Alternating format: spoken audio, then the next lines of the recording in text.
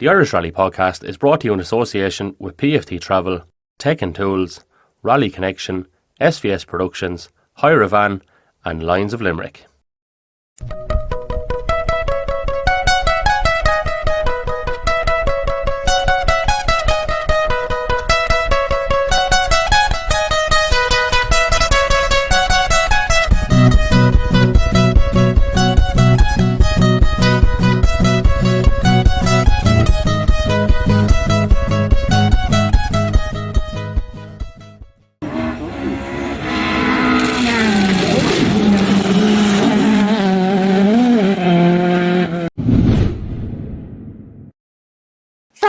Welcome to The Whole Person by the Irish Rally podcast. Thank you so much for being here.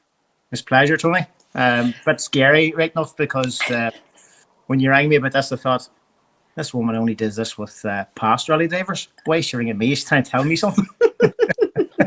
Not a bit. You've been on the list for a wee while and we're working down through a list. And as I say, like you've been one of those guys. Like one of the things I don't do is give a big introduction into who I have on and, all the things you've achieved. So switch off immediately.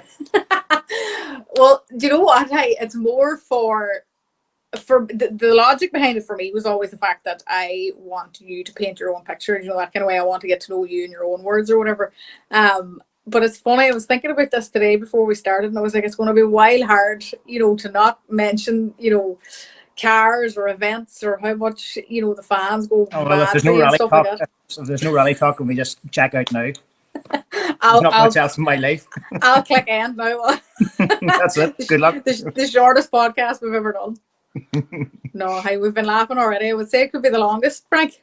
It could just be when we get started. You have a lot of stories for us. A lot of stories. A lot of stories. But come here, everybody's heard them before, but I usually change the endings just to make it more interesting. Well, sure, look, you're keeping people on your toes, aren't you? Come here, I always love to start at the very start, where everything starts. Childhood, how you grew up, where you're from, how you spent your days as a kid, where you went to school. Did you like school? Did you not like school? Any and all of the above. Can you tell us about a young Frank Kelly? The very beginning, I was born on Christmas Day, 1965. Knew I was special right away, obviously. That's why when people see me coming and go, Jesus Christ, you're not far wrong. But Jesus Christ. 65 vintage, went to school in Roscavi, outside Barra, primary school. Hated school with an absolute passion, to the point where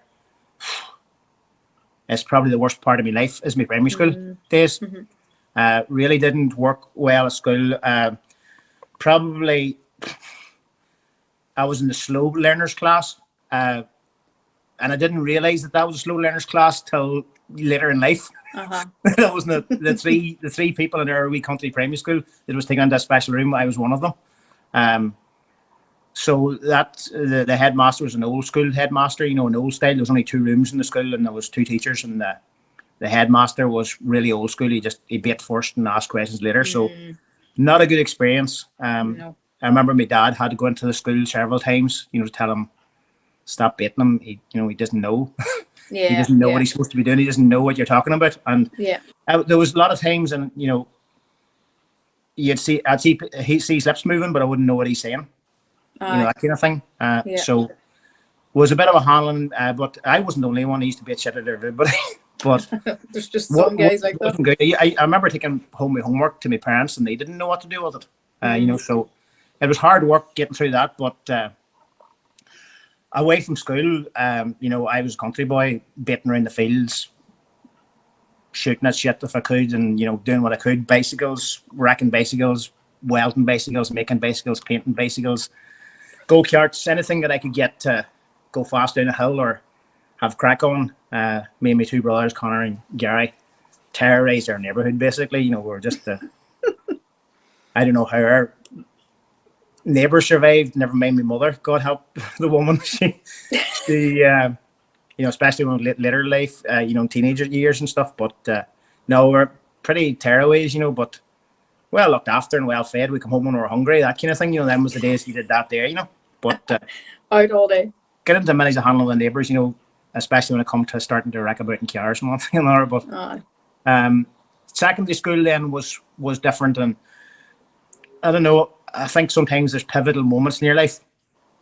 I rocked up until St Patrick's School in Omagh, and Omagh was this big city as far as I was concerned, being a country bumpkin.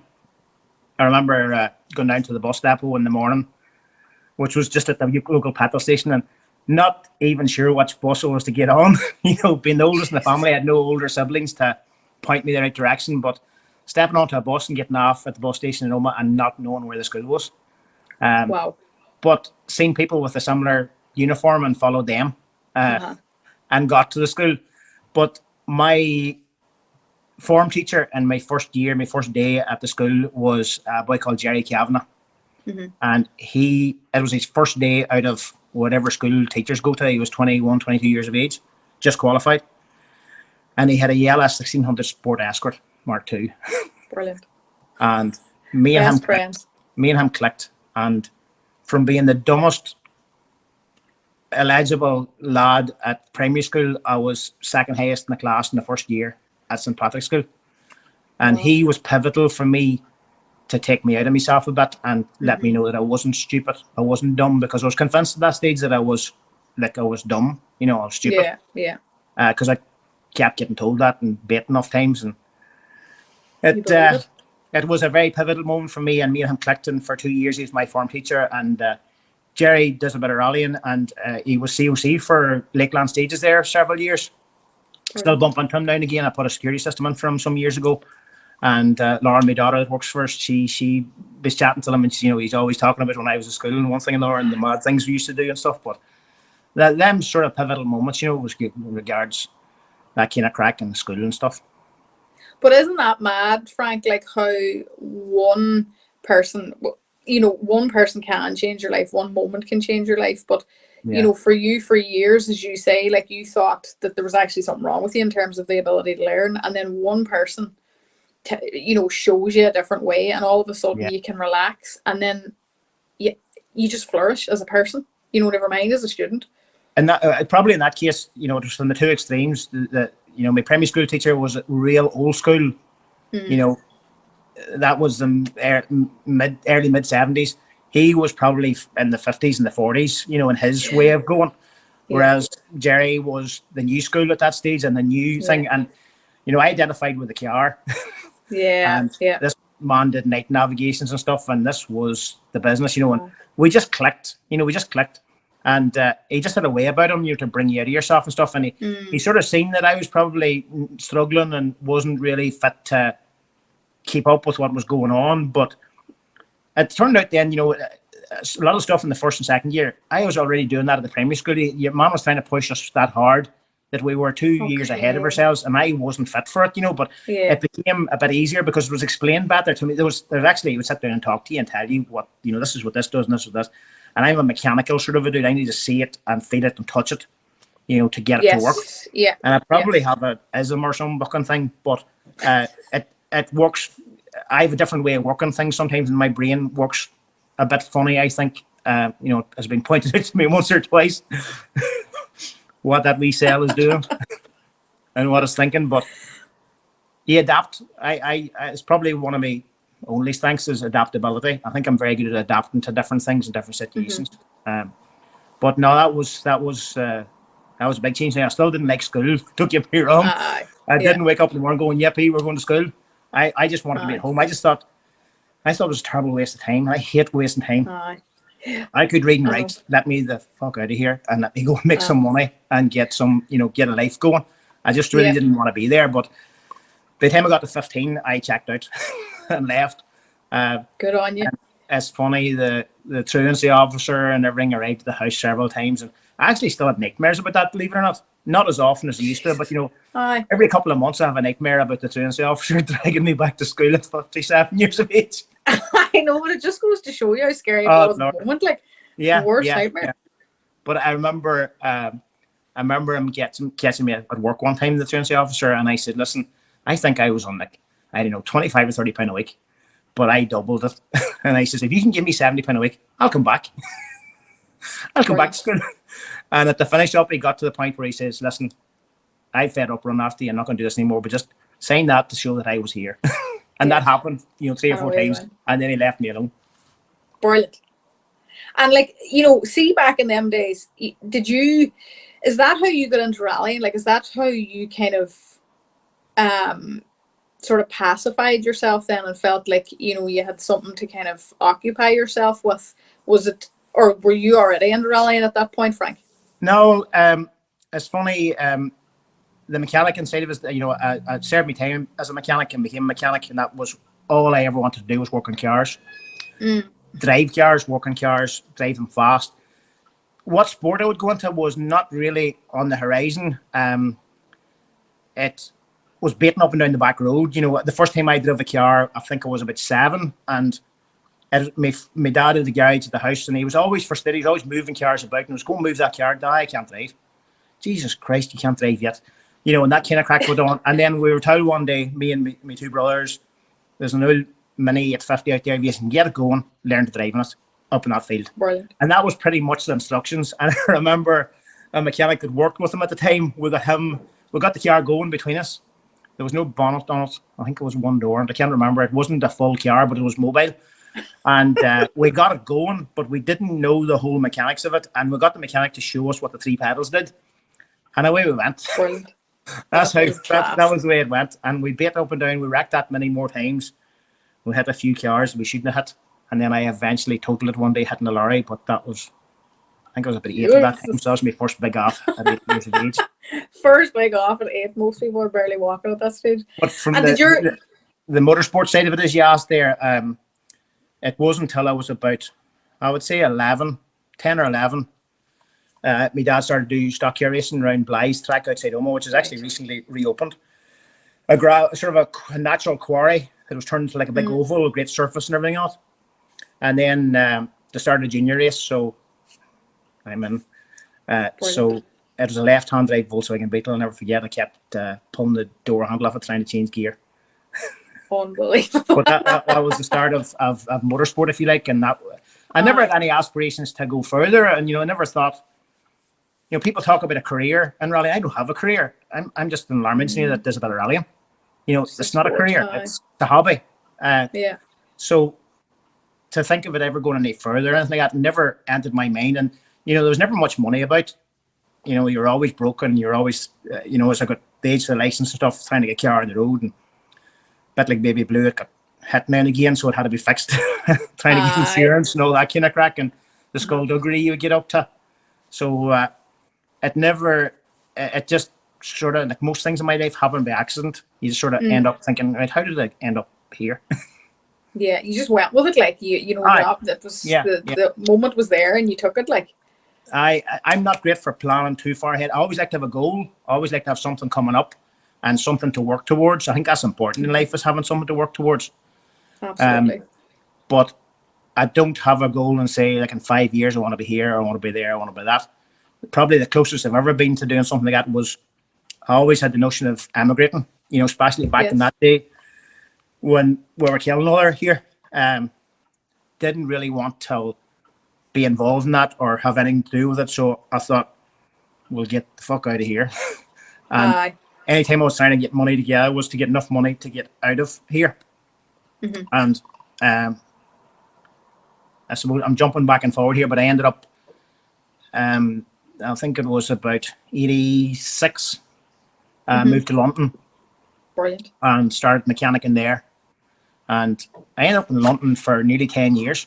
No motorsport at all. And working hard. And a year in the middle of that, I went to Australia for a year. Me and Rosemary, who was my wife, we got married in 88. And we really wanted to emigrate to Australia, and we got jobs there. I got a job in an Alfa Romeo main dealers in Melbourne, ended up in the workshop foreman. She got a job in ANZ Bank, flying. We had no relatives or anything there, so we applied for formal immigration. We were on a 1-year visa, but we got turned down, which, in hindsight, was a blessing. At the time, it was life ending. But it just sort of happened around the time then at 93, 94, where ceasefires and stuff, and this country started to change a lot. So it probably was for the best. you definitely felt a wee bit more comfortable at the thought of coming home then, I would say. Yeah, absolutely. Because I think it does, especially back then, I think everybody should have went out of the country for a wee while to realise how stupid we were and the things we were doing, to each other over religion. I'm nothing. I have no beliefs. I have no faith. I believe in right and wrong, black and white, right and wrong. Things are either right or the wrong. And I'm very black and white, which infuriates people around me sometimes. That there's no grey area. It's either black or it's white. Right and wrong, being good or being bad, is the two things in my life. But I couldn't believe that we were killing each other over what chapel we went to. It's like, when you think back, it is madness. Like, and it's just so sad that it still goes on in the world, like that, as advanced and all as we are. And what did I see yesterday? That an iPhone, like, with all these capabilities coming out, and you're like, we're advancing so much in the world, but yet we still can't stop fighting over things that just. Well, you know what? I think if we hadn't religion to fight over, or colour of our skin, it'd be the colour of your eyes. Humans just get a reason to fight, and I think it's sometimes I think it's because they're not busy enough. Or they haven't got a hobby that they love as much as Valley or something. Keep busy, keep doing shit. I'm at the ghost dangerous when I have nothing to do, and that's rare. That is really rare. Idle. What is it? Idle hands or idle minds or something like that. There's a saying anyway around it. And it is like it is bizarre, like, whenever you think back to what people lived through in Northern Ireland. Like, you watch it in the news nowadays, like in other countries that are far and wide, but like literally that was a decision that you faced at a time in your life, like where you were genuinely, afraid to a certain extent of coming home and starting a life and where you're from. Yeah. So it's a beautiful thing that it changed. At that point, in the early point, I thought, there's no way I'm having kids in Northern Ireland. I've been so lucky to not get involved and not be hit by it. But what's the chances that my kids would be as lucky? That's the way I looked at it. And luckily things changed. And sometimes life takes a change in direction for a reason, and it can be heartbreaking at the time. But when you look back on it, Australia has always been a real draw for me. I love Australia and love New Zealand and places like that. And I've been lucky to get to go and rally in them places. And from that year, 1990, we spent there and we put down roots, and I was going to say we'd made friends. Rosemary had made friends. She's a friendly one in this relationship. So I had made acquaintances, she'd made friends. Takes a lot to be my friend, to be honest. But, we had a wee network and everything. We knew the lie of the land. We had a real good job, good pay, And when it all went pear-shaped, you just thought, Jesus Christ, what does it take to get into this country? They used to send convicts here. But, that was 1990. Fast forward to, I think, 2006. Lauren and Jack were both born. Lauren was nearly 10. Jack was 6 or so. And we still talked about Australia that far, 16 years later. And we made a decision, you know what, we're going to book ourselves a holiday. We're going to take the 4 of us, go to Australia, go back to Melbourne where we were. Let's see before it's too late if there's still something there for us. Yes. That's the best thing we ever did, because we got on the plane. It was 4 weeks. We hired a camper van. We drove to Brisbane. And I think back, I can't remember now if we came back to Adelaide or back to Melbourne, or if we flew out of Brisbane, whichever.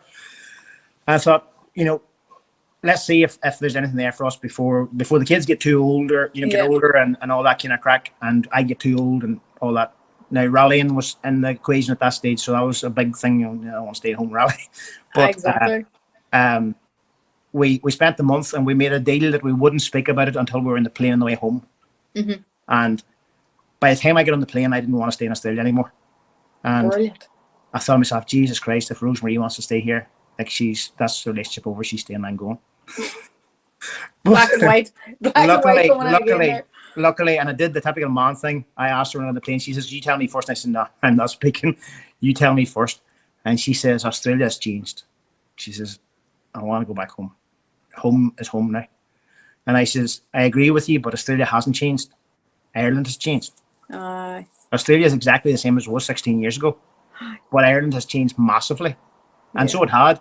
not even from the point of not killing each other openly and all that kind of crack, and checkpoints in the road and all that kind of crack, but infrastructure wise, you know, the time wasn't you had the co-op in the main street and that was it. You hadn't got Asda and Sainsbury's and Tesco's and McDonald's and multiplex cinemas and stuff. The thing had changed massively in that 16 years, massively. So it's the best thing we ever did, and we've never contemplated living anywhere else since. I know. And isn't it mad? Those wee directions that, as you say yourself, like, you know, they seem like the worst thing in the world at the time. Pivotal moments. I'm a man for pivotal moments and pivotal people. Pivotal people that you meet in your life. You know, there's a lot of people pop into my mind. You know, strong people, some people not so strong that you take lessons from. Yeah. You know, right, that's not the direction to go. That doesn't work.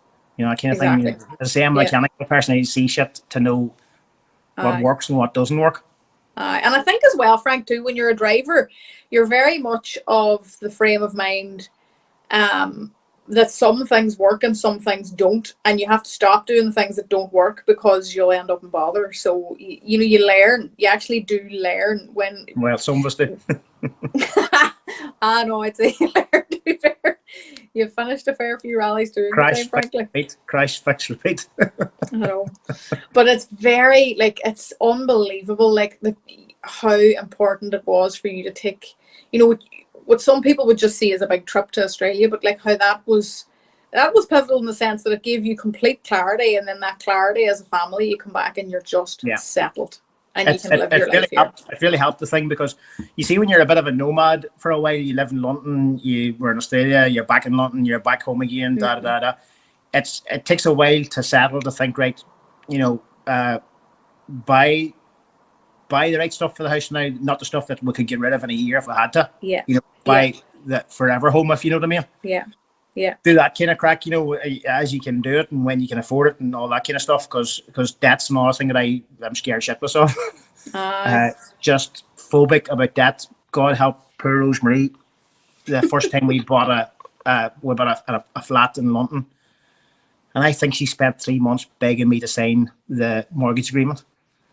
And, you know, she kept saying, do you think you're going to save this money and buy this place? You know, we'll be 92 and still not have this money to buy this place. You know, this is the way normal people work. This has to be done. Normal. I don't want to be in debt. You know, I was always brought up with, you know, there was never much money about our house, but we were always fed. You know, there's lots of things about stuff like that there, you know, but I never wanted to be in debt. Just phobia about debt, you know, wait till you can afford it, pay for it, and then it's yours, and then do what you want with it. Yes. Yeah. I can't crack. Exactly. It's probably held me back in life. If I'm totally honest, it probably has held me back, because, you know, well, from the outside, it looks handy because you see lots of people, and I've, you know, lots of people that have no problem with that. And, you know, this has got payments and that's got payments. And as long as you can meet them payments monthly, that's that. I struggle. I really struggle with that. You know, I want to buy it and pay for it. You know, just let me get money up to pay for it, you know. And, you know, when even rallying and stuff like that there, you know, it used to be the argument with tyre bill Monday. If we can pay for that, then we'll plan the next rally. Yes. The bill didn't come into Tuesday, Wednesday. This is leaving it late now to get planned for the next rally. Can I have that bill? Because I need to get that sorted before I can go and do this here, you know. And like, that seems like a good way of working to be. How do you think it has held you back? How does what, sorry? How you reckon it held you back a wee bit? How do you think it could hold you back? Well, I think that's a great way of working.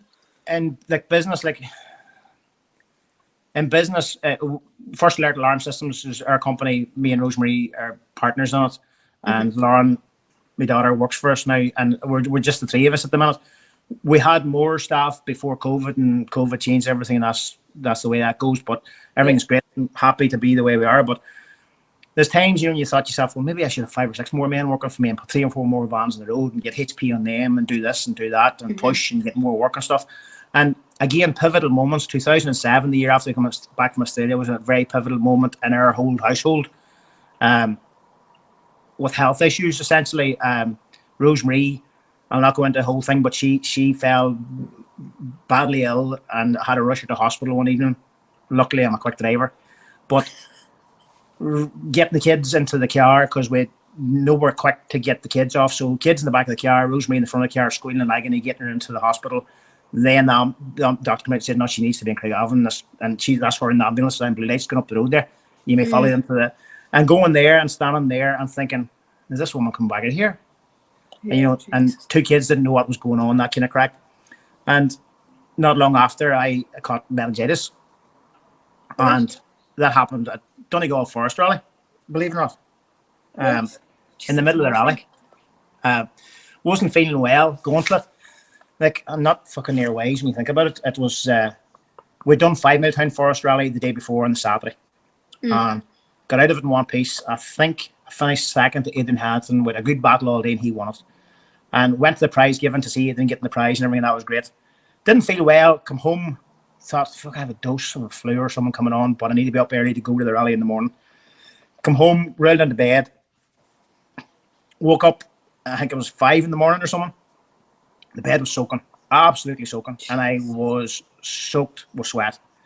Got up, didn't wake nobody, and thought, right, you have a fair dose here. You need to get a load of liquid into you, a load of fluid. Didn't think about not going to the rally. Got into the van. The car was still in the trailer from the day before. Headed for, was it Donegal Town it was paced out of? It wasn't Donegal Town. Maybe it was Donegal Town. But I ended up in Bundoran.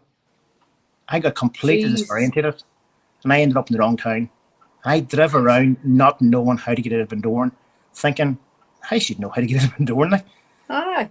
Eventually got to Donegal Town, and at this stage I could hardly speak. Aidan Friel was sitting with me, and he probably was big a lunatic as me to get in with me.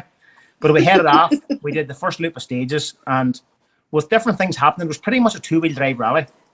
Different things happening and different people having bother. We were leading the bloody thing. And I couldn't even hardly make out what was being said to me, never mind take it in. And I remember saying to Aidan, I said, listen, no matter what I say through the stage, don't stop talking, just keep calling notes. Because I knew I was starting to hallucinate. Aye. And I remember getting into the stage and we're heading back to service, and I said, you're going to have to drive back to service. And I drove back to service, and the next thing I remember was waking up in Craigavon Hospital. Jeez. With a drip hanging out of my arm and blood running down my arm because I pulled it out in the middle of the night and not realised it. But anyway, it was long story short, it took 3 months to get back on my feet and get back to any kind of normality, if it's a normal thing for Frank. But that was a pivotal moment for me in our lives, how quick things could change, you know, and get snapped away from me. And I thought, you know what, I'm going to rally the fuck out of it. Aye. And that's pretty much what I've done since. I have rallied the absolute fuck out of it. Because unbelievable. It's gonna, you know, nobody's here forever. I'm not waiting today. I'm doing it now, and that I've been doing that since. And I don't leave the house with no food on the table. You know, everybody gets sorted and fed and all looked after and all that there. But we rally the fuck out of it as a family. You know, that's what we've been doing, and that's fairly obvious what we do. We just go rallying, and I dread to think what I'm going to do when I quit rallying. Well, it is class. Like, pick up abseiling or something. something extreme, I would say, Frank.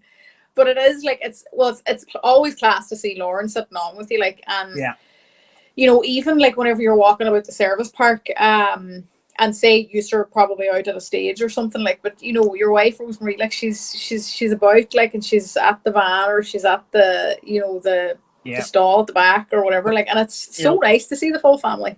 When we talk about pivotal moments, she's the biggest pivotal moment in the whole thing, you know. Where did you meet her, Frank? I met her in Oma. It was funny. Me and my cousin. I didn't like nightclubs. I'm not a party man. I don't drink. My father's a recovered alcoholic. So alcohol was a big problem in our house for a lot of my early years. And I sort of learned from that, because me and my dad's very, very alike in lots of ways. And I thought, at that point, and this is a stupid thing, I'll get back to the Rosemary thing in a minute, but back then, the only way you could lose your driver's license was drunk driving. Okay. And I was waiting so long to get my driver's license, there's no way I was ever going to get caught drunk driving. So I was probably about 16 when I thought to myself, you know what? Dad he had already been through the clinics and got dried out, and he was probably about 11 when he stopped drinking at the finish up, and had been through some serious handlings and, you know, big car accidents and lost his license for 6 years because he was so far over the legal limit. And Right. you know, when men were men, and that was a great thing. Now it's an embarrassment, you know. But I thought to myself, well, if there's one thing that I'm going to learn from this is that I'm not going to go that way. So I've never drunk. People think I'm probably out of my head most of the times, but I never drunk, and I can't afford cigarettes, so never touched the drink. And it's probably the best thing that's ever, you know, for me. I was shown that lesson. This is not the way you want to go, Frank, because you're too much like him. And I used to go to all the meetings with him, you know, the open meetings for Alcoholics Anonymous. And I still actually listen to some of the stuff on podcasts and stuff because, again, not a religious person. They believe in a higher power. They don't specify what that is. Yeah. But it's really interesting, and it's a lot of life lessons in it as well, you know, to give you things. But again, that was another thing that I thought, right, I'll never lose my license because of drunk driving. Now, obviously, fast forward, I could get enough points to lose my license between here and Dublin. I would say you could.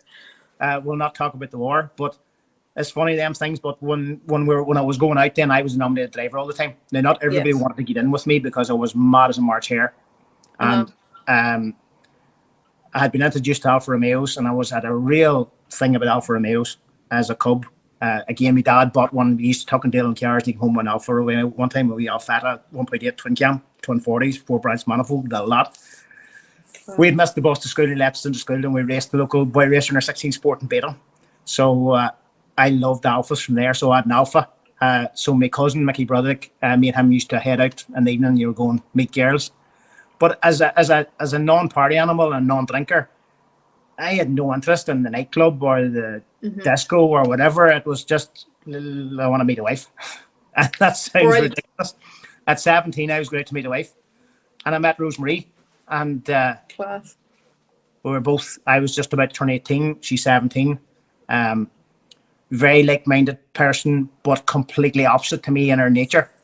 Yes. Very outgoing, very friendly. You can make friends with anybody, can have a conversation with anybody. Whereas I need to be in on you a wee bit, you know, before I could, especially to drop a yard or to say anything, you know, like shite I'm talking now. To everybody. Not a bit of shite. I'm only talking to you. But that's it. It's funny, like she's brought me on a lot, brought me out of myself a lot. You know, Angry Frank, we talk about Angry Frank in our house, and Brennan always says, bring back Angry Frank. I liked Angry Frank. But I'd say the rally car's seen Angry Frank a few times. It has, but I actually don't get angry. I can think of 2 times in my life where I've got angry and sort of lost control of myself, maybe twice in my life. I don't like not being in control of myself, but no, she's probably saved my life. I'd probably be dead by now, you know, from different handlings or whatever, you know. But like she's into cars and stuff, and she knew what she was getting herself into because I was stock racing at the time, and she used to come to the stock races, and she did a couple of the lady races and stuff, and she's my enabler in lots of ways. You know, she props me up and enables me to do shit, and I'm not one for getting down, but you know, when there's a big handling, you know, and a big write-off, and the hardest thing to do is to ring her and tell her what's just happened. And I always, even now with social media, where I could not ring her and she would know in 5 minutes anyway, I still make sure that she's the first one to ring to say, listen, I've done this, but I'm all right. You know, that kind of thing. Yes. And even where I'm not all right. I rung her from back of an ambulance one time. I rode off the Fiesta. And I didn't know at the time, but I broke my collarbone and 3 ribs. And I probably wasn't shocked because I couldn't feel anything with my neck down. And I said to the paramedics that come in and got us out of the car, he says, "You all right?" And I was standing having a full-scale conversation. I says, "I'm grand, but I can't feel anything from my neck down." He says, "Well, you move yourself," and I could move shit, but I says, "I can't feel it." And he says, "I think I broke my collarbone." And he says, "How do you know you broke a collarbone?" I says, "I don't know. I just think I broke my collarbone." He says, "Have you ever broke one before?" And I says, "No." And he says, "If you broke your collarbone, you'd be squealing right now." So my co-driver, Finton McGuckin, he was in that much shock he wasn't fit to speak. But he had got out of the car when I was probably unconscious for like 30 seconds or something. So he wasn't there when I came round, which was a bit worrying. And there was 2 women standing at the side of the track or the road crying, which was worrying also. And very. I could see out through where the cage goes up over the roof for the door bar. I could see that she'd split that much that I could put my head out there for once. And I remember thinking when I couldn't breathe or anything, I thought, fuck, my head will fit out through there. This car's and shit. And then I looked around for Fenton. He wasn't there. But anyway, got out of the car, and about 5 minutes later, they found Fenton. I was standing behind the trees. Now, later on, and years later, we talked about it. He says, I thought you were dead. And he says, I couldn't speak. I was in shock and da. But anyway, I did the really stupid thing, and we got into the ambulance, took us to the stage, and I signed us both out of the ambulance. And got out of the ambulance and rung Gary, my brother, was serviced first, and he come and lifted me. No, actually, it was Fenton's girlfriend lifted us. And I rung them, and I said, listen, load up the car, I'm coming into service. I get into service, spoke to nobody. Drove home and got home like 4 o'clock in the morning. But again, not a wise thing to be at. I was taking both sides of the dual carriageway coming down the road, couldn't focus, couldn't do nothing. Got into bed, woke up the next morning, I rung Rosemary from the ambulance saying, no, listen, we're all right, we just let off the road. There was no social media to worry about at the time. This was back in like 1999. But the next morning, she says, Jesus, get out of bed. The youngster needs to get out of the bus. And I could not move. I could hardly breathe. And she pulled back the blanket and she says, Jesus Christ, what happened to you? Because the track of the seatbelts was down me the whole way around me. And I was black and blue. Yeah. So Lauren was only 5 or 6 times, took the two of them to get me downstairs and get me into the hospital, and then the doctors, and then the X-rays and collarbone and slings and shite and all that done. Oh, no. What was the point of that story again? I forgot where it was. I don't even know, Frank. It was a good story. It was a good story. We were chatting about how Rosemary was like Rosemary's she's always the first person that you're writing back in social media. She got the phone call, but I told her lies. So I was warned never ever to do that again. Tell me the truth, whatever it is, tell me the truth. She can deal with what she knows. Yeah. Another funny story about that, we were due to go on our probably first family holiday in years at the time to Portugal or Spain, some of them places, some of the holiday resorts. And Jack was only a baby and Lauren was young, and she was like, she's a daredevil for all the stuff. But I had this like ropey thing hanging me together to keep me stressed in, let the bone nut up and stuff. But I thought, no, we're going on holidays. So we went on holidays, and we're in the water parks, and I'm this bandaging thing all around me. But Lauren, she was mad to go on one of these big water slides, and she was scared, and she was, oh, Daddy, you do it first. You see if it's any good. And I thought, it's just a wee youngster slide. Well, I went up the top of the slide, and he's hardly fit to walk. And I got onto the slide, and I got airborne on the first hump. I landed my head on the second hump, and I went splashing into the splash pit at the bottom. And I crawled to the side like a creature of the Black Lagoon, and came up, and the first thing I seen was her face, and she says, "Nah, not bother." Oh, so he didn't go on it. Worse than any rally. Me wrecked. Absolutely wrecked. And come here, we know Lauren's mad into rallying. She definitely got the rally gene. Is Jack into rallying at all? No, zero. Jack has no interest in motorsport whatsoever. He thinks we're completely away in the head. Jesus, that's brilliant, isn't it? And he's probably right. He probably is right. But it's the best thing. Jack's his own man. Jack's a great lad. He's his own man. Comes and goes.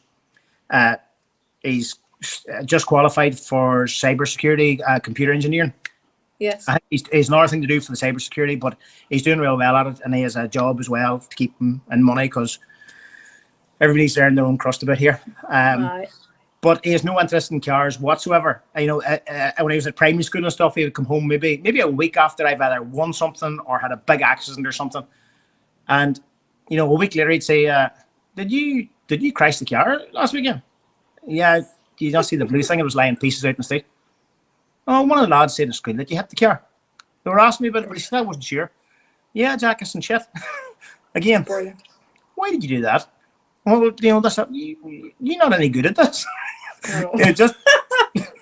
just no interest, and it goes over his head. But it's the greatest thing ever, because the amount of rally men in this country that have lost their rallying career because of their children. That the cub takes over and takes the car. Yeah. Jack cannot take my car because he has absolutely no interest. Some of his mates have great interests, and they'd ask to come and see the car sometime. And Jack is just come and look at the car. He's own wee car. He's a wee Suzuki Swift for bombing about in 2006 thing. He really doesn't care what it is. If it's got 4 wheels it gets from A to B, that's all he cares about.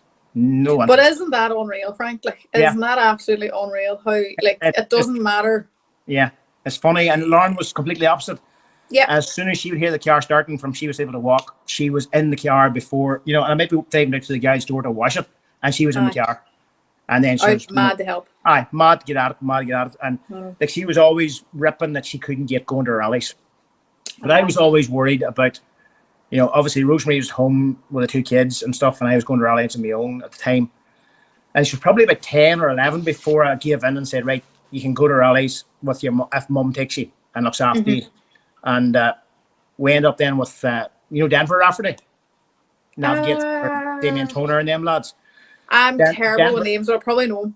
Denver's late father, Pat, was a great rally man, great old school rally enthusiast, come watch the rallies. And me and him got on fierce well, and he sort of adopted me as his favourite Mark II driver, real driver. Yeah. And I think it was first rally they were going to maybe some 5 mile town, some local rally. And I asked Pat, I said, listen, would you look after the 2 girls for me?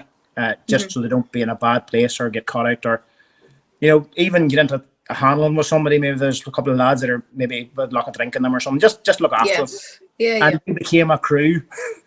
Then from that first time they were out with him, then I was out of the loop completely.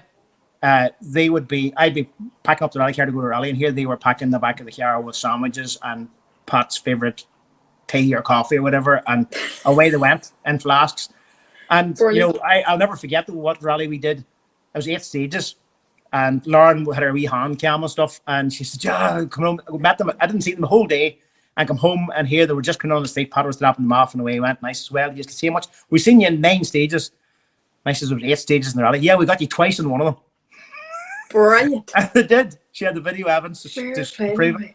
So they became a big click. Pat passed away, was it 4 or 5 years ago now? A big loss to everybody. But huge loss, I would imagine. It just showed the way it all clicked together, and that's where Lauren then got into the buzz of it and stuff. And Lauren was always working with the NCR and with she studied media at Tech or college or whatever it was, and all that kind of crack. And anytime she had a sort of a project to put together, it was always rallying. It was always based around rallying. So there was GoPros hanging here and there and bits and pieces. And then she said she'd start putting YouTube. And I said, "Lauren, who wants to watch us on YouTube?" And she says, "But this YouTube thing, is popular. All right, tear away, work away." And sure, that's why we've got rallying in different parts of the world now. Oh. Isn't it mad though? It's crazy. Following like the how small the world got with YouTube and how on the ball Lauren was with it. Like, but as I say, with me, nearly everything's happened by accident. It's not planned. You couldn't plan the shit that I get up to and the things that happen was. Yeah. Even for her, she was never specifically going to be the co-driver or anything like that. I think it was the end of 2015. I had the 2-litre or 2.5 GRE Vauxhall in the car at the time, and it was due a rebuild. So I went away back to JRE to get rebuilt. No, I think it was KGP at the time, and JRE was gone. It was KGP built it for me. Right. And unbelievably, it had turned around in like 2 or 3 weeks. It was finished, and it was the end of my season, and it was done. And he rang me, he said, "This engine's ready to go." And I said, "Brilliant." And I thought, fuck me, Dogleap's on the weekend, Dogleap Forest Rally. I could just whacked in and stick a late entry in for that. Maybe you're doing that. So I got the engine home, got it whacked in. Started, I'll do nothing to make sure everything's right. Fired up, everything was great on the Thursday night. Rang Michael Patterson. Any chance we set notes? Yeah, notes, no problem. Got them lifted the next day. Rung to get an entry, got an entry. Thought, right, we'll give Lauren a cut. We could apply for a license on the day. And it was literally Friday night for Saturday morning. I opened, knocked her bedroom door, fired her and set notes, and I said, "Take a wee look over that. You're doing the Dogleap with me tomorrow." She says, "What?" She says, "Unreal. You said maybe we'd do a night nav or something." I said, "No, sure, you may as well do a forest." I said, "That's be gone." Well, did she step up? Went through the DVD, marked out the things. She's been watching so much for NCR, and she's such a fan of Liam's. She adores Liam. Yeah. Liam can do no wrong in this house. And she started, she went through his DVDs and watched what he was doing, and she could see his notes on the NCR and places and circling and underlining stuff and all that kind of crack. And she put it all together. And I said, all you need to do, that I'm advising you to do, is put landmarks in that you can find in the States, whether it's a bridge or a big tree, that if you get lost, you just go straight to that one and I'll pick it up there. Yeah. She never got lost the whole day. We lined up in the start line. There was a big entry of two-wheel drives. I was there to run an engine in and run a navigator in just for a day out. And I said to her, listen, I'll drive accordingly. I'm not going to drive flat out. If things not lined up and the time is not right, I said, don't worry about it. Just go to the next landmark and we'll work from there. We were fastest two-wheel drives through the first stage. Jeez, that's unreal, isn't it? It was unreal. Talk about a duck taking the water. Lauren's brilliant for just throw her and let her swim. Aye. And she called herself Deep End Motorsports for ages afterwards. Just threw her into deep end. And it's like anything in life with Lauren, you throw her into it and she starts swimming. When we go to abroad to rallies, that road books are in a different language, time cards are from left to right, up to down, See 10 minutes and she's it all sorted out. She knows I couldn't look at the time card from one end to the other. She has it all sussed and all done, and it's unbelievable sometimes when you see seasoned co-drivers that have known around for a long time come and siphon up to Lauren asking her about something. What way does that work? And and she going, you think, knows it all. But she's not afraid to ask if she's not happy either. She'll soon say it. Yeah. And by Jesus, you shouldn't chastise me too. Oh, that's you need that though, Frank. You need somebody to keep you in check. And tell me, obviously, as a driver, your own joy is there regardless anyway, but there must be an added layer of joy for you now with Lauren there, because there's the bond between you, but also the pride you must feel in her. Yeah, well, it's more emotion. I equate rallying to the nearest thing to freedom you'll ever feel. Yes. And I don't know what way to put this into words, but I get into and I have to try and stop myself from doing it by times because it usually ends up in a handle. I get into an automation where things are happening that I'm not consciously making happen. Yes. And things start to slow down. It's like, I don't know how to explain it, but when I get into that, we put in serious times and I feel like everything should be flat out. I feel like every corner should be flat out. I feel like invincible, and I'm not. And it's like talking about Angry Frank or whatever. You can't let him drive like that all day because he's not capable of doing it. So he comes out of the box and in again to do special things when he has to. Yeah. But that doesn't always work either. Sometimes it ends up in an accident because he's been let out too long. But that feeling I get, that it's like feeling of euphoria. Yes. I haven't got the language to explain it. It just happens. I'm not making it happen. The car feels like it's connected to me. It feels like it's telepathy telling it, I want you sideways here. I want you to jump that way. I want you to straight line that. The inputs are happening, but I'm not aware of them happening. Yeah. It's a really surreal feeling. And yes. He cost me money. That driver cost me money because he hits things, and he's either winner or loser. There's no in between. And I try to not let him out as often as he used to be out. Lately, he's been out a lot. This sounds creepy talking like this, but no, I understand. For 3 or 4 years there, I was being trying to make myself into a better driver, consciously thinking about what I was doing. Yeah, I've discovered that whatever driving or style of driving or ability I have is just happens. I'm not making it happen; it just happens, and I can't. If I start thinking about me driving, I go slower. Yeah. If I start thinking about braking points, corner entries, all that shit, I start going slower. Whatever limited mental capacity I have seems to be into go flowing with what's happening and in the moment, adapting to what's happening and just making it happen. And see, after the accident in the Circuit of Ireland this year, we had a fairly decent accident, and it was a rattler. I'll be honest, it rattled me because again, Lauren was in the car, and I never think about hurting her or about and worry about her in the car. But afterwards, I thought, fuck, that was a big accident, and what did I do wrong? And you see, when you can work out what I did wrong, and I did quickly work out that it was 3 or 4 wee stupid things I did wrong. I turned into that whole handling, and I was kind of overthinking it. And Jesus Christ, does anybody tell you that knows me? I should never overthink anything. I haven't got that capacity to do that. I overthought it and overdrove it in lots of ways.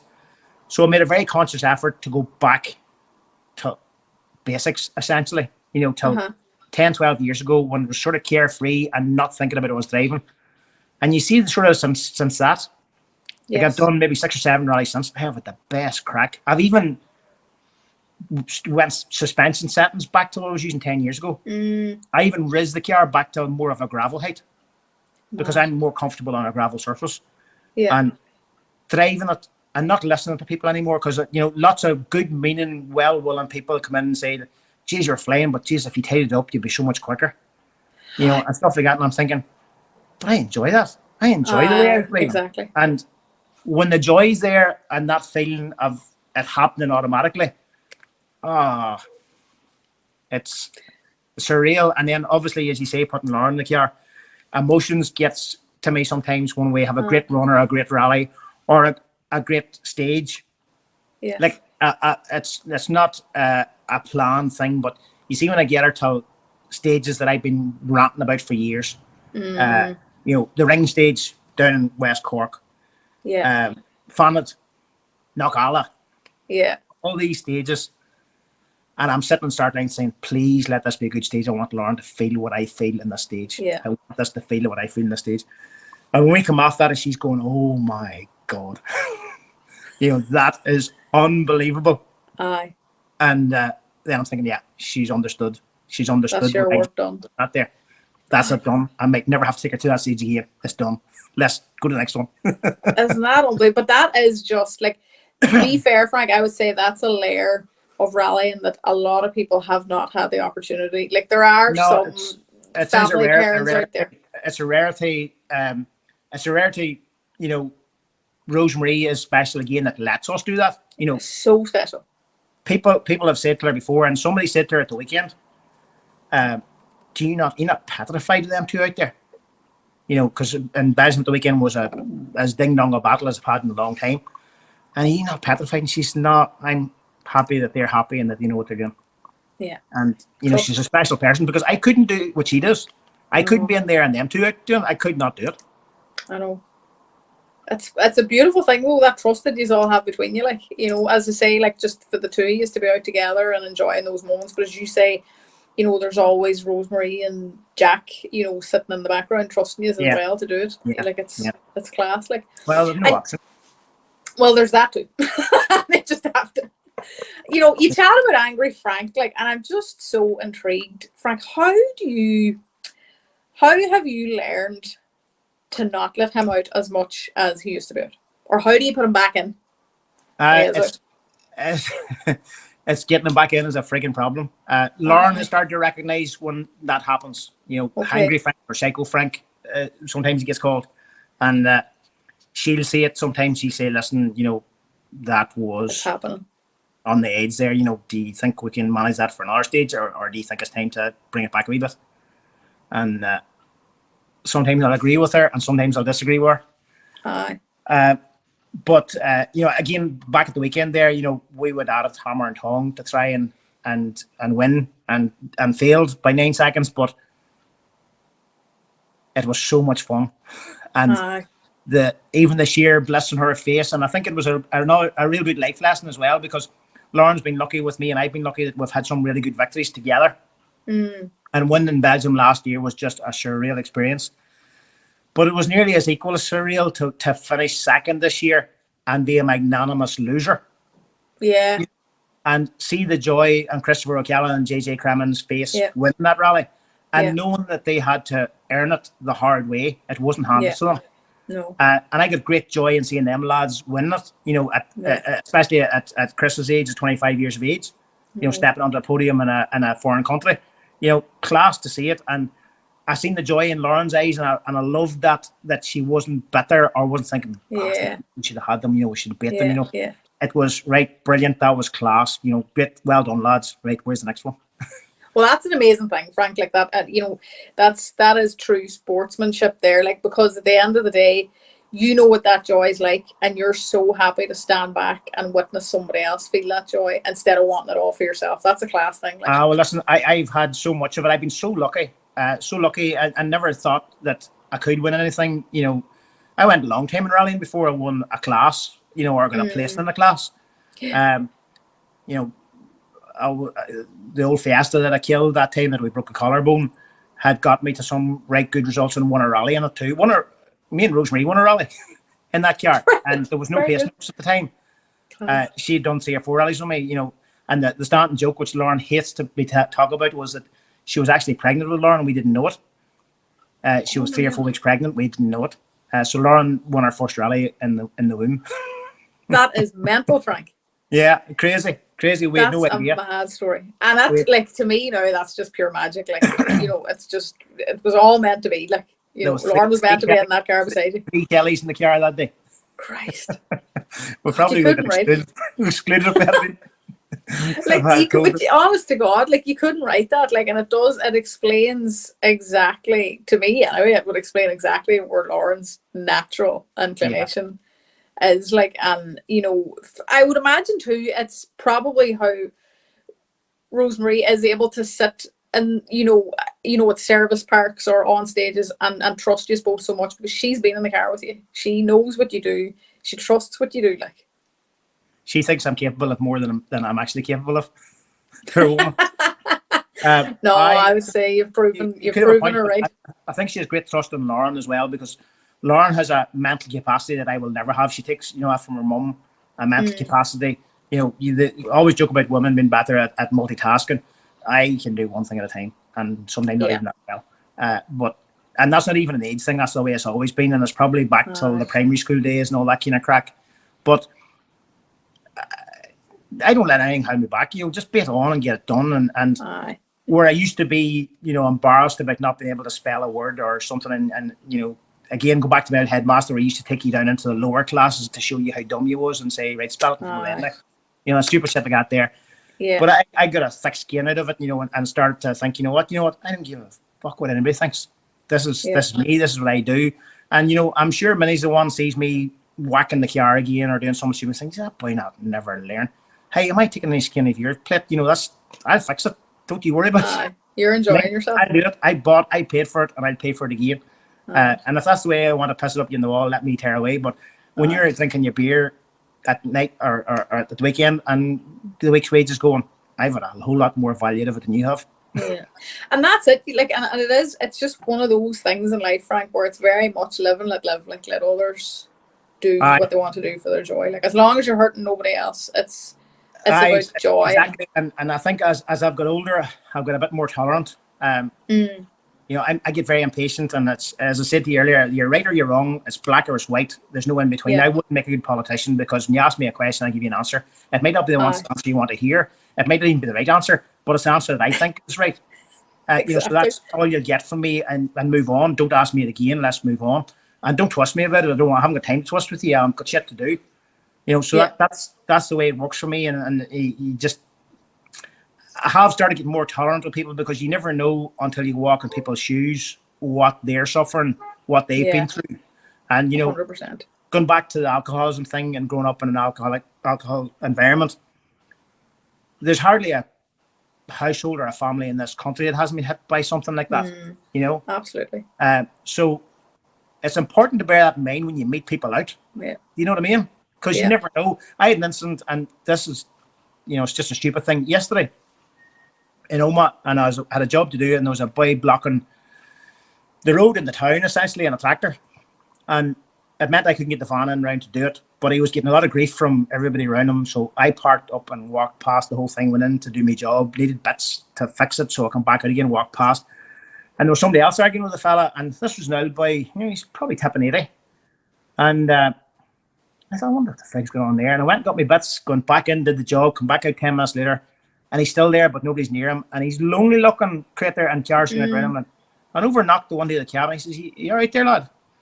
I'm not sure. He says that, you know, the tractor stopped moving, won't move anymore, and I don't know what to do. And I thought, people are eating the face of this old fella. Like, he was disorientated and stuff. So got sorted, got the tractor started, got her moved to the side. The clutch was gone there, got her jigged over to the side, got her parked in safe.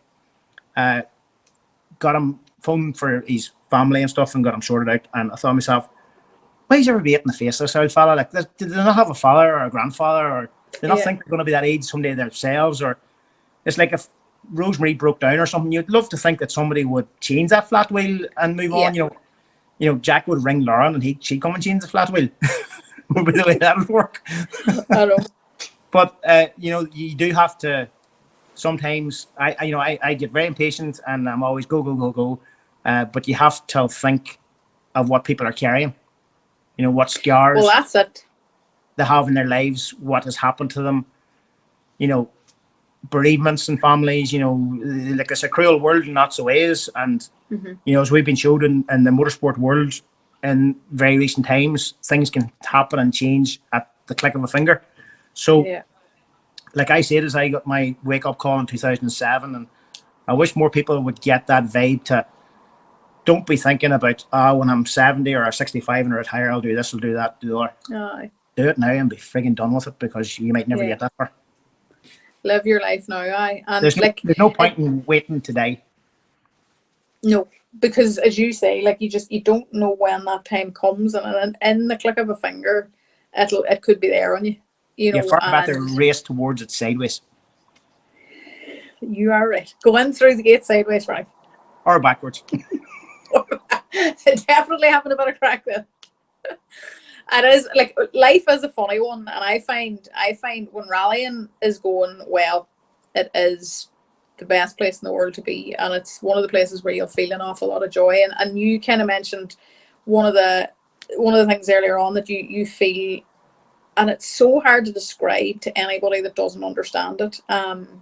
You mentioned freedom, and it's total freedom for sure. But one of the weird things that I have always felt is it's pure peace. Like, you will have peace like nothing else on earth when everything's going well in the rally car. You know, it's just such a blissful place to be. But on the flip side of that, when everything goes wrong in rallying, I don't know if everybody's the same, like, but I get awfully philosophical, and I think an awful lot and very deeply about everything then when it comes to life, not just rallying. I'm lucky I don't.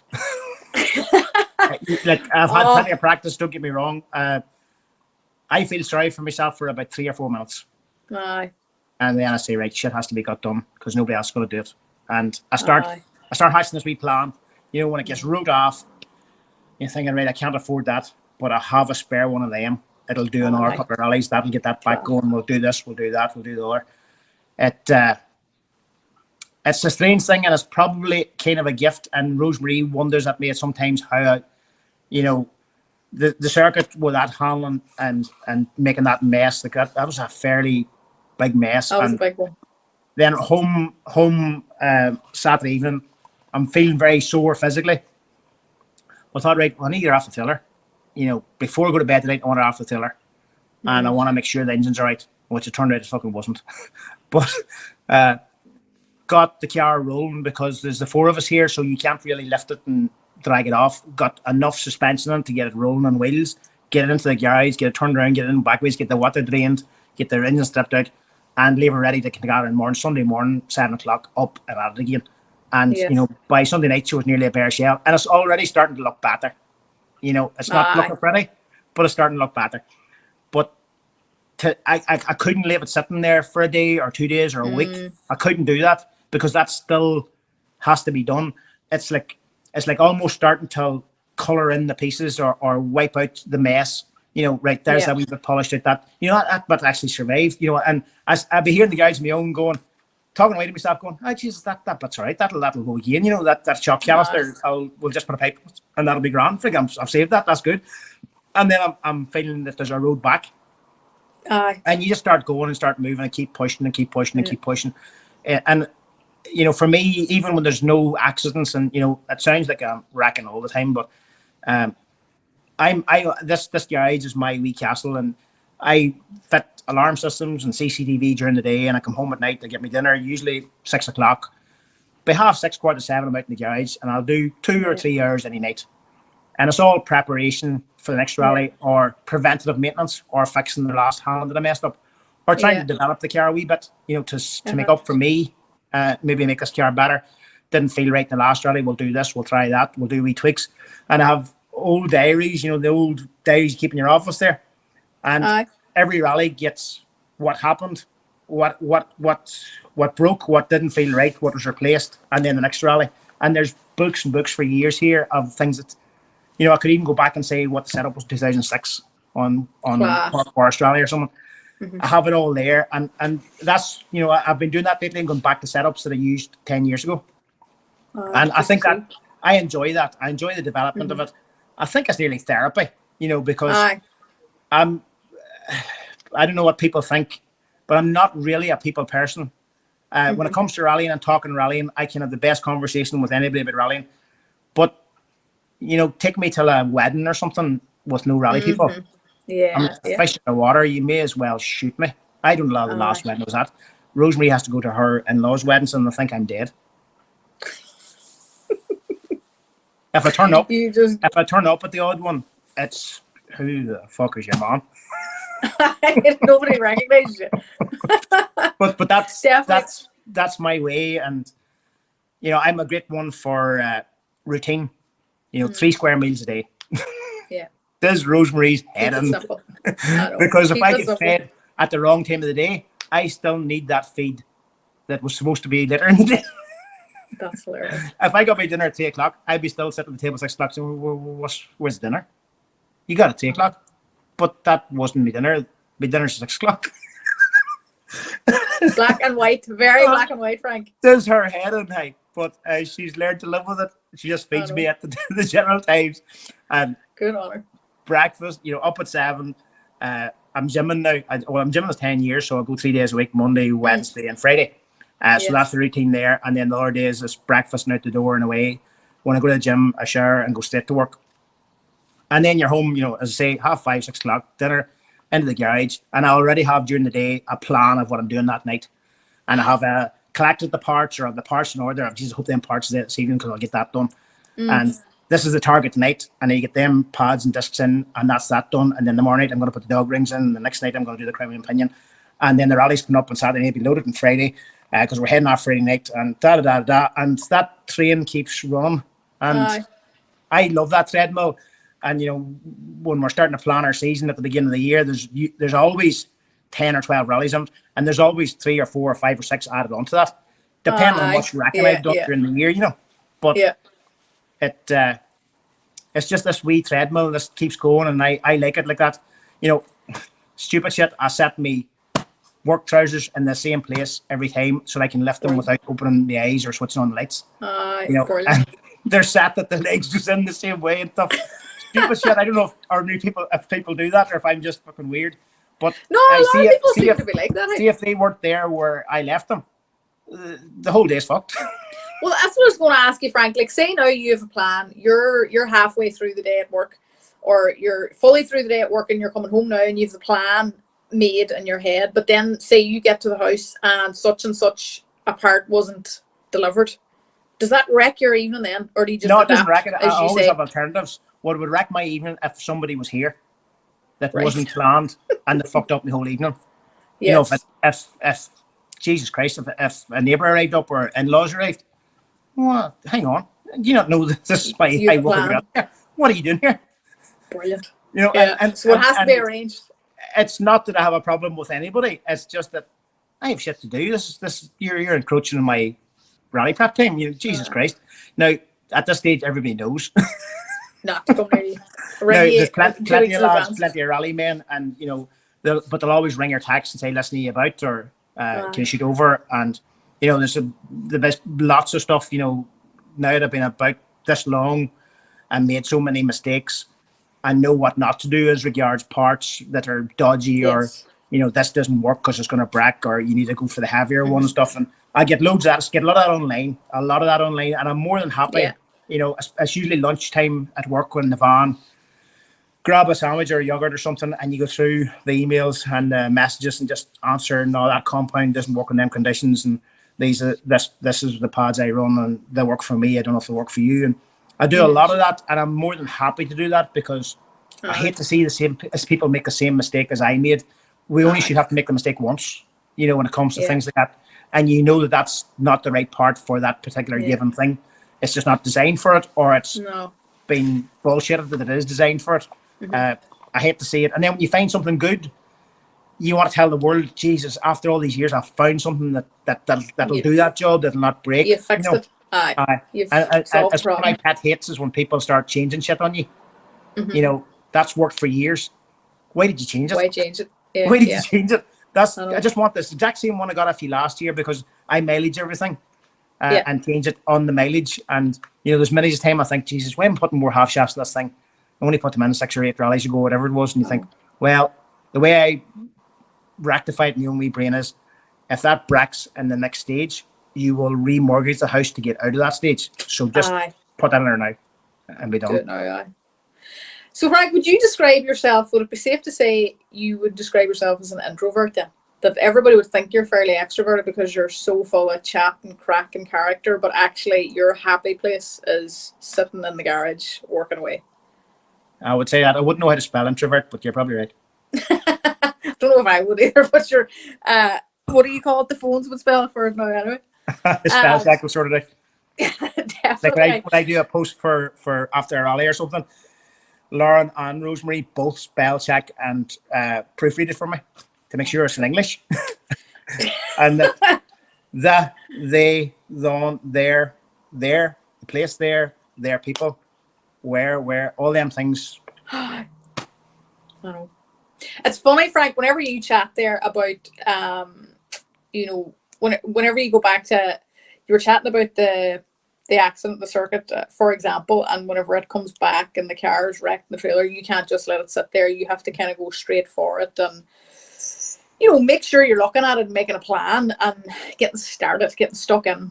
And like, funnily enough, like whenever you were saying that, all I could see was the young fella in school that got through those 8 or 10 years or whatever it is in primary school that, you know, you think you're having the worst day of your life or you think that you're never going to get through this, but actually if you just get the head down, think a wee bit about it, you'll actually get a way out. Like, do you think it's that same strength of character like that pushes you through all the accidents or all the...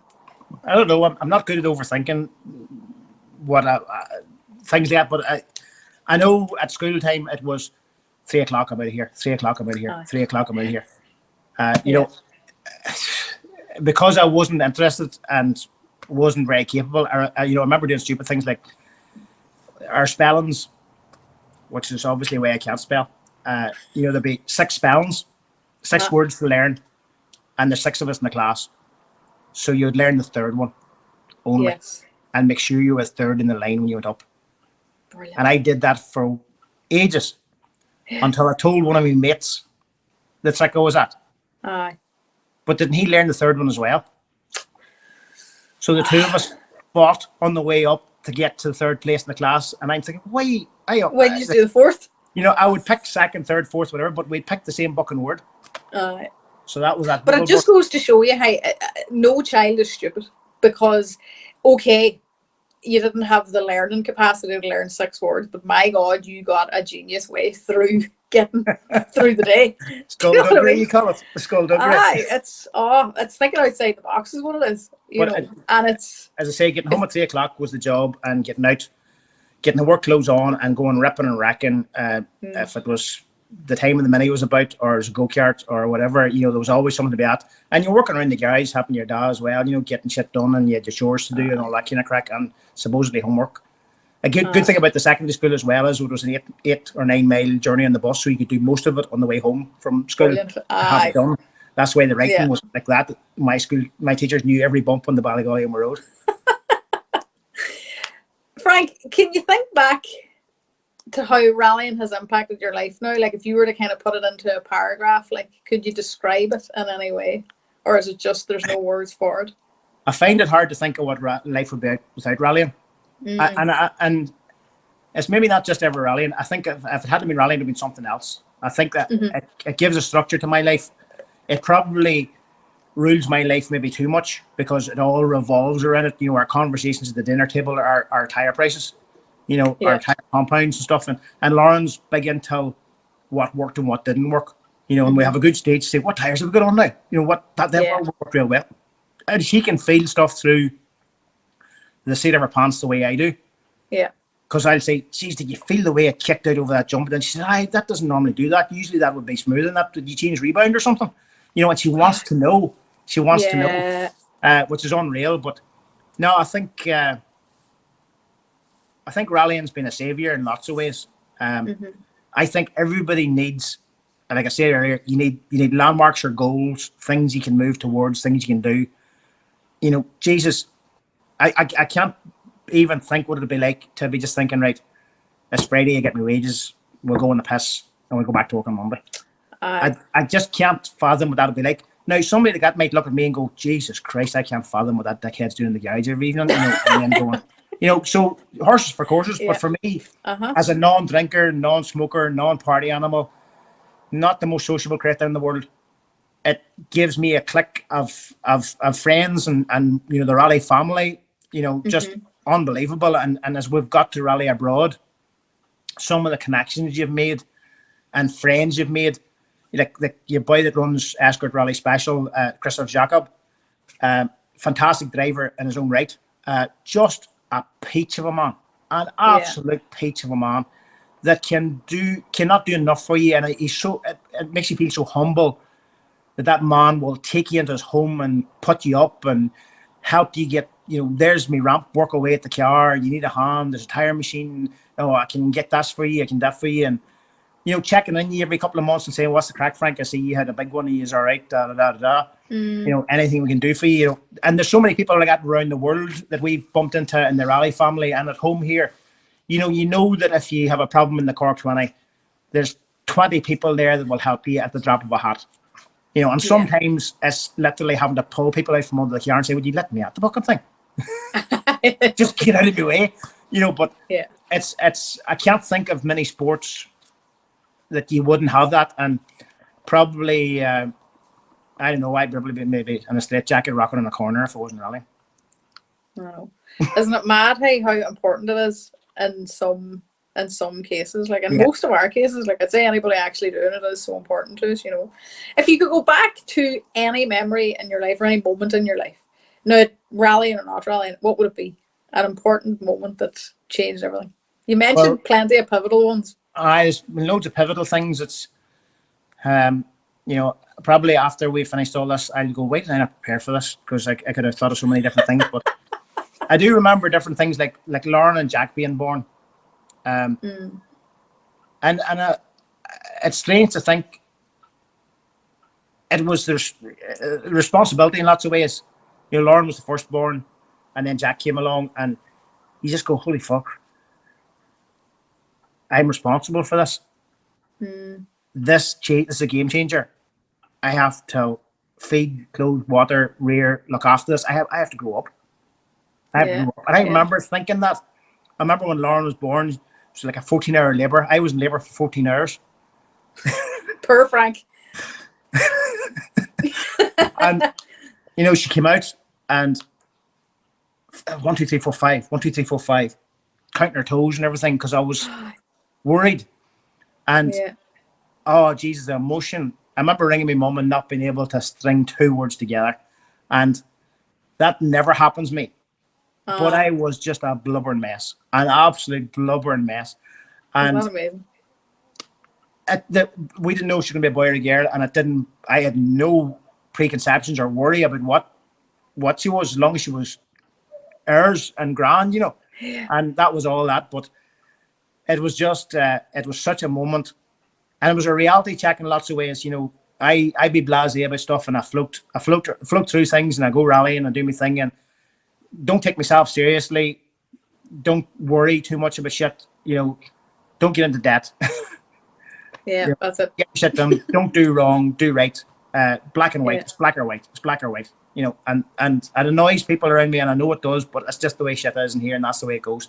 But that was a moment now for me, and then when Jack was born, and again, there's no boy or a girl, and 1, 2, 3, 4, 5. 1, 2, 3, 4, 5. You know, just the midwife laughed her brains out at me counting fingers and toes and stuff, and Jesus, we have a boy. You know, and that, you know, that's perfect. You know, boy and a girl, that's great. You know, isn't that brilliant? Yeah.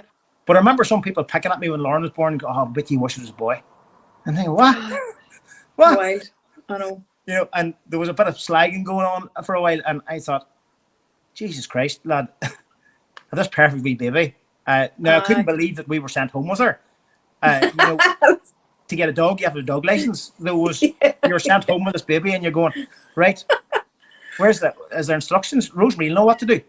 And she didn't, and it was, well, we have to, and then, again, poor Lauren had no chance. Like, I used to do the weekends, the night feedings at the weekends, because I still had to do the work. So she'd do the 5 days, I'd do the 2 days.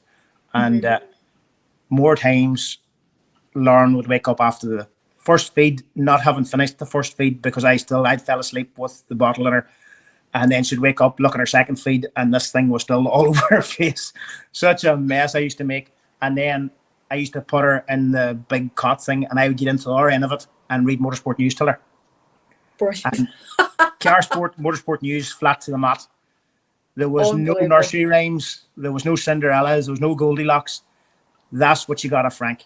And I used to sit and read Formula One, Nigel Mansell scored a victory, and I would just read it out loud as I was reading it to myself. And then she'd be sleeping, and I would be sleeping. And then Rosemary come and wake me, and I'd be lying on one end of the cot, and she'd be lying in the cot, and the motorsport news wrapper in it. And just. Brilliant. But that thing like that's a game changer. It's much more than rallying and sport and stuff like that there, but different things like pivotal moments again, pivotal people. Liam Brennan. Like, Jesus Christ. Liam Brennan was a rescuer for me from rallying, essentially, in lots of ways, because when I went through a sort of a dark period after the Total de Fiesta in 99.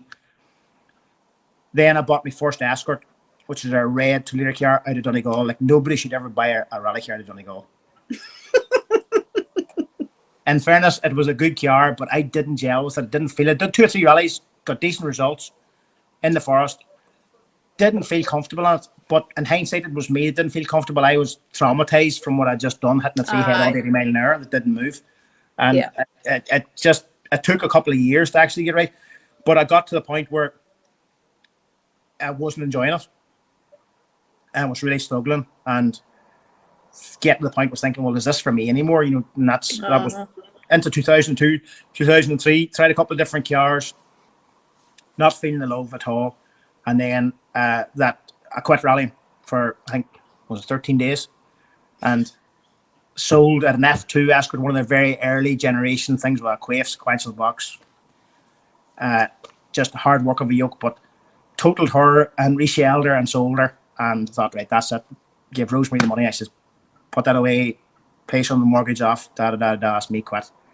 And then I think it was the 10th or 11th day that I, sat in the house and asked her who was doing what and why your boy in Coronation Street was sleeping with the other doll when it wasn't his wife. And she says, well, you get out to that garage and go and get a rally car, do something. You're doing my head in. So brilliant. She had done the right thing. She hadn't put the money in the bank because she knew it would have been swallowed up. So I went and bought yellow Escort, Cosworth, normally aspirated, basic enough yoke, thinking, and I genuinely meant it. I says, I'm only buying this to dick it up, do an event or two, and sell it and make a few pounds. That's what I'm doing. But I totaled it. But it was a mighty wee yoke. It was a great handling thing, and I felt really comfortable in it, and the buzz started coming back. And instead of going to a rally saying, am I fully insured that if something happens to me, you'll be all right? I was thinking, I'll see you later, and boy, this is going to be a good day's crack. It turned the whole thing around. And then Liam came on the scene in 2005, a blind date, complete blind date. Had done 3 or 4 rallies in the south, in the forest. Really enjoyed them. It was the furthest away I'd ever rallied. And had done all right. Was, top 3 in the 2-wheel drive championship. And John Shelvin was sitting with me at the time, and he told me he could do 2 or 3 rallies. So I didn't put an entry in for the Moonraker, I think it was. And Greg Shinners rung me. He said, you have no entry in. He says, you're well placed in the championship. And I says, listen, I can't get a co-driver. Money's run out, And a co-driver will pay an entry fee, and they're light on the ground. He says, if I can get you one, will you come? And I said, fair enough. He says, what notes do you use? Patterson, one fastest. Right. He says, leave it on me. Then the next day he rang me back. He says, this boy from Cork will sit with me. I says, right, grand. I never even asked if he was any good. I says, that's grand. He says, do you want his number? And I says, no, I'll meet him at scrutiny. And rocked up a scrutiny, and this spivvy Liam Brennan come waltzing in, owned the fucking place. And I had just painted the car because I wrote her off. She was yellow. I had painted her blue, which is, I'll not even go into that story how I ended up in blue, but painted blue, and he christened her baby blue and asked about the history of the car. And I says, well, I bought it 6 months ago and I've backed it twice and it's blue. That's the history of the car. And I thought, what kind of a dick is this?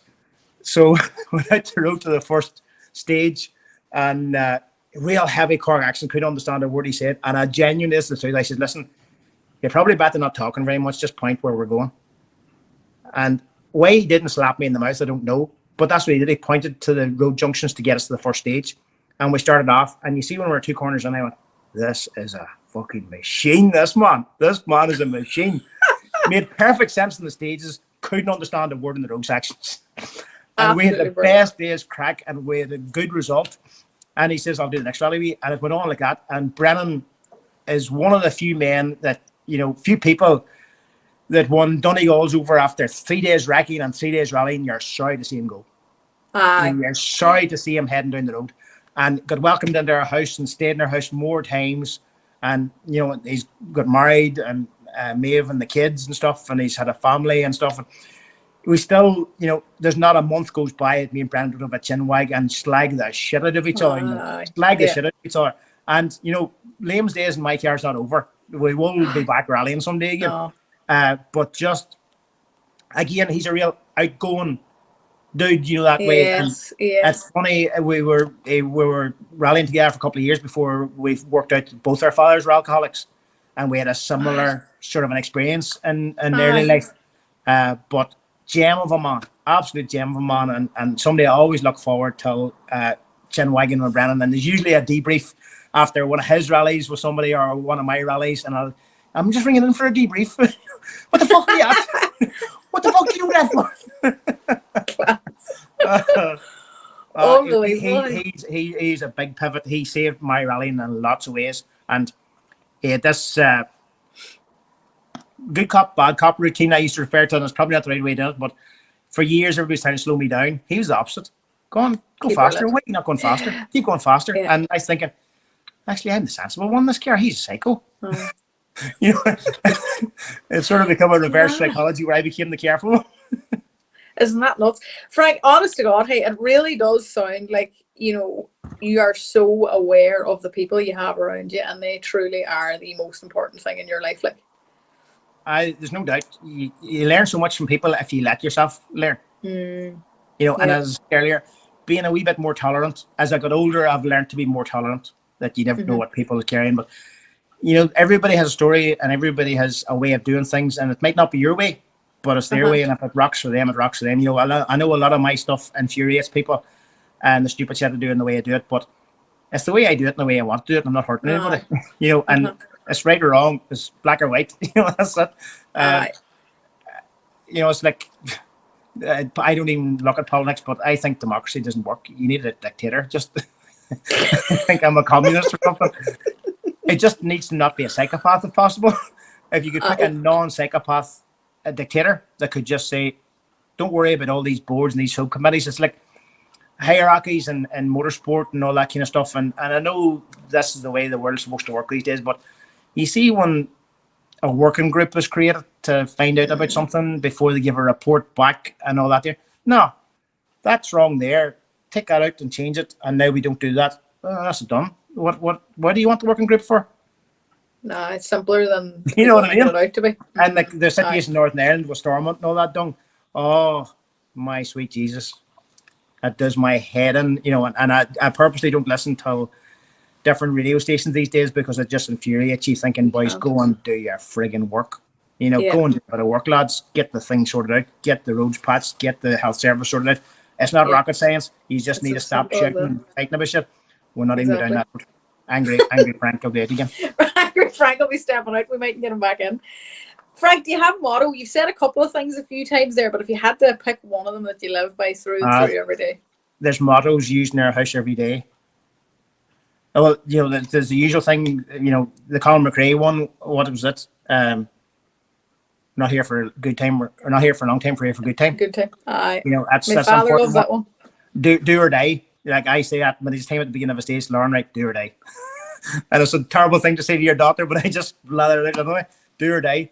And I used to always be never give up. And I really struggle to give up when someone goes wrong. But I've learned in my later years now that sometimes it's a wise thing to give up. Sometimes if you're actually beating your head against a stone wall, you're only making it worse. Yeah. And that can apply in rallying as well. You know, I've done it before where years ago went off on the second or third stage of our 2-day rally and put it on its roof and made a right looking mess out of the rally, towed her into service. Again, knowing that I was coming home to a garage where I had to get into the garage of my own, built up the front corner to make her roll so I could get her off the tiller, and then realised, hang on a minute, if I did a bit more, this car would rally again. And then got a wing hung on her and got into Super Rally the next day and went off backways in the next stage and totaled the back of her as well. Frank would have been a whole lot better to get up the road the day before, you know. It's funny, that one actually, that for me is a pivotal one. Like, I'll never forget, I actually learned that one in therapy where I was giving off about, Doc, I can't give up, or I can't give in, or I can't run away, or something could have been the thing I was saying. And he said, you know, there's another way of phrasing that. Like, he said, you can look at it and say you're running away or you're giving up, or you can look at it and say you're walking towards something else, or there's a reason that you're moving in this direction. And that, honest to God, that changed my life, because I would be thran. I would be a thran wee pup as well. Like, and there's I remember specifically because there was so much support in the service area as I was building this car back together again, thinking, this fucking mad bastard's going to go out again. You know, and this car had been on its roof. You know, it was a complete mess. And it became, and I get myself into them things sometimes where even a rally is coming up that's not that important and a bit hasn't arrived, and I'm thinking, if I rebuild that bit, it would do. And I'm thinking, well, I'm not even that bothered doing this rally, and it becomes a challenge in my own wee head. It becomes a challenge, and nobody outside has even mentioned or knows about it. And all of a sudden, I am moving heaven and earth to do a rally that I'm not that bothered whether I do or not. But I hate me name being an empty list and not turning up. It's only happened to me once or twice, maybe. But it's important sometimes to say, you know what? I put up in that post after that whole wrecking session that weekend. I put up a post. I says, even I know it's time to go home. That's it. Sometimes it's the hardest thing to do, but sometimes it's the best thing in the world to do. And you know, in our rally, I if I don't finish the rally where I'm OTL or anything, but if I haven't completed all the stages, I am like a Peishmeyer to the next rally. You know, getting to the end of the rally is the be all and end all. The result is a by the by for me. It's getting the whole rally done. And you know, I hate disappointing people too, you know, where somebody turns up and says, oh gee, I went to watch the rally, and I always jokingly say, well, be at the first 300 yards of the first stage if you really want to see me. Because there's no guarantee I'll be any further than that. You know, and sometimes that is the bucking case. But when you go abroad there, and you like Belgium and San Marino, and you know, different rallies we've been at, Lithuania and Australia, New Zealand, Barbados, Trinidad, Germany, Hungary, all them countries. There's an investment that's been made in you to be there, and you have an onus on you to finish that rally. And of all the places I've been at, Austria is the only place I didn't finish and do all the stages. And it's been a great pride in our wee family, you know, to rock up. Like in Belgium, it was me, Lauren, and Rosemary. That was it. Yeah. And we went rallying. And Rosemary held the fort, sold T-shirts to pay for the fuel up the road, and had the spanners and the food when we came back in again. And me and Lauren did the tyre change and the fuel, the spanner check, and we're away again. And did that for 2 days. And there's an awful buzz and a pride. You know, I could burst with pride. And it's nothing to do with the result. It's that we went, we did that, we got home, and the amount of prize givings I haven't went to, and it's just that my fun's over now. The fun's done. That is unreal. And you get a phone call from a COC, an angry COC, saying, you didn't come and lift the trophy.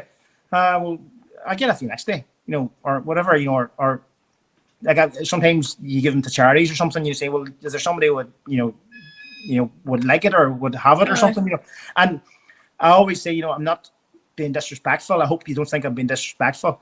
You put on a mighty rally. We had the best day's crack. This was great. That was great. That was great. But the fun, I've had my fun. I'm way home. Yeah. You know? And that's it. And I mean, look, when you're an introvert and when you don't drink, a prize giving's probably not really the ideal scenario for you. Yeah, great place to have a row with somebody. Exactly that. Oh, Frank, hey, it's unbelievable. It's such a pleasure to talk to you. Hey, you know, we joked about this could take hours, but like, honest to God, we could sit here and chat all night. The stories that you have are unreal. It's only been 15 minutes so far. Actually, it's 9 o'clock. Come here, it has genuinely been such a pleasure. I have enjoyed this thoroughly, and I can only imagine how much the listeners are going to love this. Hearing from Frank Kelly and hearing all about the baby blue and all the how we got there and stuff, it's just unbelievable. So thank you so I'm sorry much. about all the rambling because I don't know if you ever remember, you're too young to watch the two Ronnies. Ronnie Corbett used to start telling a joke in the middle of it. It would take like 20 minutes and he wouldn't even get to the punchline. I head off in a ramble and end up going from when I was 4 till I was 54 and then back till I was 10 and stuff again. Not a bit. It all made perfect sense and it was so enjoyable. It'll make more sense. I wouldn't like to be the editor, Frank. Rosemary, for Rosemary, hey, she keeps the whole thing going, doesn't she? Fair play to her. It is, even when she doesn't know she does. No, she definitely does. Hey, and even like it's such a joy to see her in the service park, like, and kind of how happy she is to see us coming back in and to see everybody coming over to buy the t-shirts and hats and stuff. It's class. Like it's so beautiful to see such a family affair. Like it really, really is.